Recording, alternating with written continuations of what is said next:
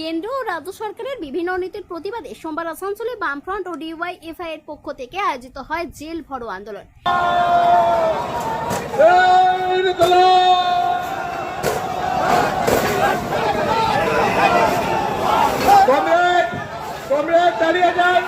দাঁড়িয়ে যান, অল ইন্ডিয়াতে বলবো, অল ইন্ডিয়াতে দাঁড়াতে অনুরোধ করবো, অল ইন্ডিয়াতে দাঁড়াতে অনুরোধ করছে, অল ইন্ডিয়াতে দাঁড়াতে অনুরোধ করছে।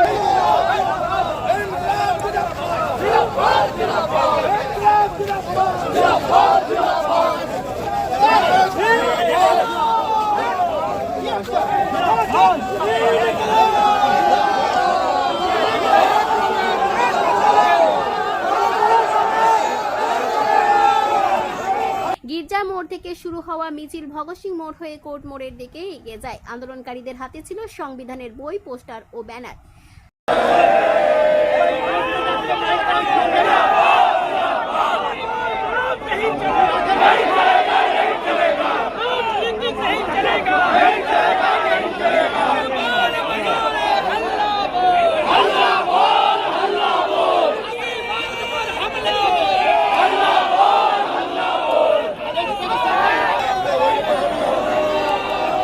শ্রম কার্ড পরিবর্তনের দাবিতেও সরব হন তারা।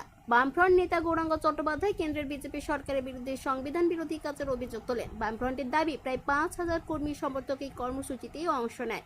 আন্দোলন হচ্ছে যে সংযুক্ত ট্রেড ইউনিয়ন সমূহের ডাকে দিল্লিতে যে কনভেনশন হয়েছিল, সেই কনভেনশনের পরিপ্রেক্ষিতে কতগুলো বিশেষ দাবি নিয়ে জেল ভরো আন্দোলন চলছে, কানুনতর জেল ভরো।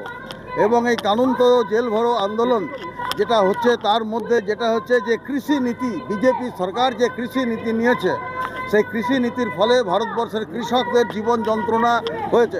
তাদের যে কুইন্টাল প্রতি ফসলের দাম, সেটা হচ্ছে যে দিনের পর দিন জিনিসপত্রের দাম বাড়ছে, চাষের জিনিসপত্রের দাম বাড়ছে। ৩১৫০ টাকা কুইন্টাল হিসাবে আমরা দাবি করেছি।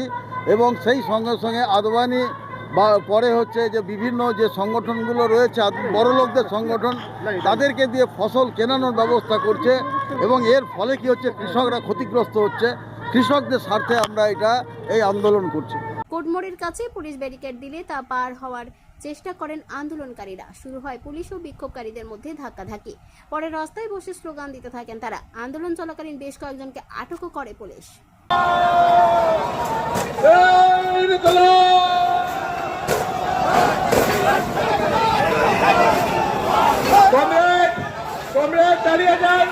দাঁড়িয়ে যান, অল ইন্ডিয়াতে বলবো, অল ইন্ডিয়াতে দাঁড়াতে অনুরোধ করবো, অল ইন্ডিয়াতে দাঁড়াতে অনুরোধ করছে, অল ইন্ডিয়াতে দাঁড়াতে অনুরোধ করছে।